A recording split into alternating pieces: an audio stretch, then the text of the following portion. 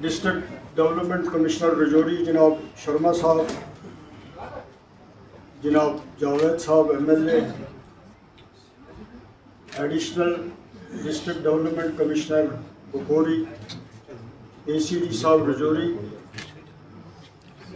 یہاں پر آئے ہوئے میرے بزرگوں، بھائیوں، بہنوں، سب کو میری طرف سے السلام علیکم، آداب، ست سری اکال۔ یہاں جاوید صاحب کو بھی تقریر کرنی تھی لیکن اب ٹائم کم ہے، آپ دور علاقوں سے آئے ہیں، تو میں بھی اپنی تقریر مختصر کروں گا۔ DC صاحب، میں آپ کا مشکور ہوں، آپ نے مجھے کہا اور جو بات آپ کے ساتھ ہوئی تو آپ نے کہا کہ خواص جانا ہے، تو اس کے لیے میں زیادہ منٹلی تیار تھا جب مجھے پتہ لگا کہ اب پروگرام رجوری میں ہے،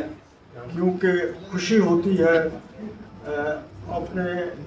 دور دراز علاقوں میں جا کے ان لوگوں کے ساتھ مل کے بیٹھ کے، اور کسی حد تک پھر اس بہانے ان کا گلہ بھی دور ہو جاتا ہے۔ تو پارلیمنٹ کا سیشن بھی تھا لیکن میں نے یہ ضروری سمجھا کہ اس سے زیادہ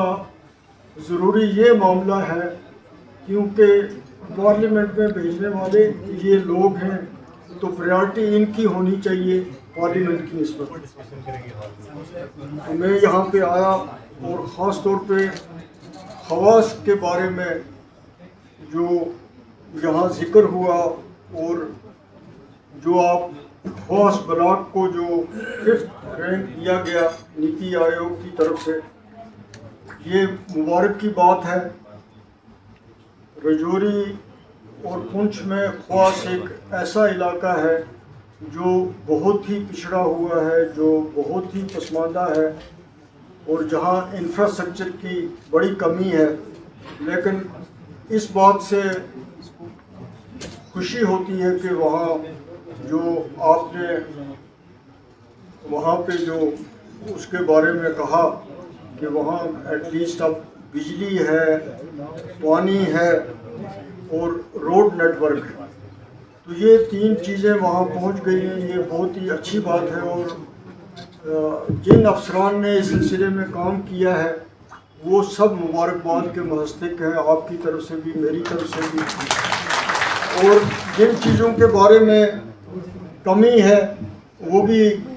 آپ کے اس نوٹ میں درج ہیں، تو ضروری ہے کہ وہ کمیاں دور کرے حکومت، یہ ہم سب کے لیے ضروری ہے، خاص طور پہ ان غریب لوگوں کے لیے جو وہاں پہ رہتے ہیں۔ سب سے زیادہ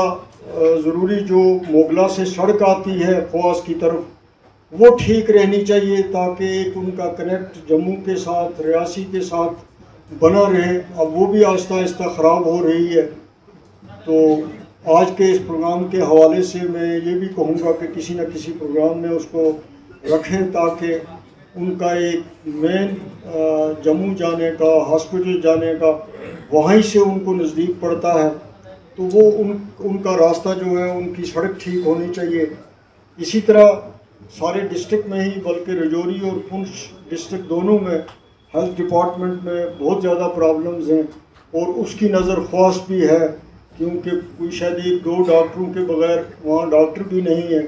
اور ایک چھوٹی سی بلاک میں 20 پیرامیڈیکل کے لوگ جو ہیں وہ بھی نہیں ہیں۔ تو یہ بھی ایک بڑے افسوس کی بات ہے، اور اس کی طرف ہم سب کو امیڈیٹلی توجہ دینی چاہیے، اور تاکہ وہاں پہ ہیلتھ سٹرکچر جو ہے، وہاں پہ ہاسپٹل کی بلڈنگ اچھی بنے،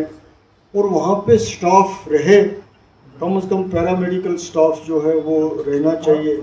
اسی طرح ایجوکیشن سیکٹر میں، یا رورل ڈیولپمنٹ کا سیکٹر ہے، ایگریکلچر کا سیکٹر ہے، تو مین پاور کی بہت زیادہ کمی ہے، جس سے ظاہر ہے کہ جو وہاں کے رزلٹ بھی آئے 4 ہائر سیکنڈری اسکول کے،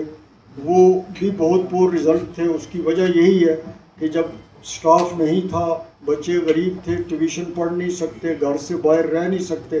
تو انہوں نے انہی سکولوں میں پڑھنا تھا، اور وہاں سٹاف نہیں تھا، تو رزلٹ جو ہے وہ ویسا ہی آیا جیسا ایکسپیکٹڈ ہے۔ تو ہم سب کو یہ کوشش مل کے کرنی چاہیے کہ خواص جیسے علاقے میں وہ سارا ہی چاہے کسی بھی کمیونٹی کے لوگ ہیں, کسی بھی مذہب کے ہیں, سارے ایس ٹی ہیں, تو وہاں پہ شیڈول ٹرائب محکمے کی طرف سے ضرور ٹرائبل ڈپارٹمنٹ کی طرف سے ایک ہاسٹل بننا چاہیے کہ اگر سکول اچھے نہیں ہیں تو کم از کم ایک بورڈنگ سکول بنے یا ایک ہاسٹل بنے کہ وہاں پہ ایٹ لیسٹ ایجوکیشن کی جو فیسلٹی ہے وہ لوگوں کو ملے. یہ بہت ضروری ہے. اور آگے سے گرمیوں میں کوشش کریں گے کہ وہاں ایگریکلچر ڈپارٹمنٹ جو ہے